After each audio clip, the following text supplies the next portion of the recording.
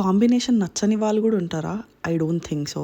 So నిన్న అయితే మన ఇంట్లో స్పెషల్ రాగి mudda with yummy yummy and spicy chicken curry అనమాట.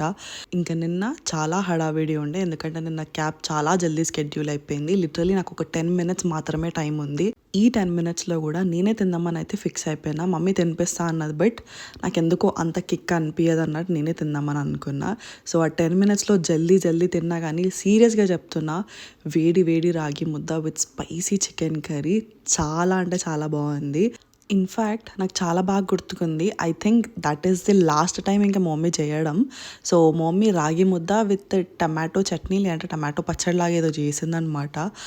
అప్పట్లో ఎంత బాగా ఎంజాయ్ చేసిందో, దాని తర్వాత మమ్మీ ఇప్పటివరకు ఎప్పుడు చేయలేదు, నిన్న చేసింది మళ్ళీ ఫైనలీ.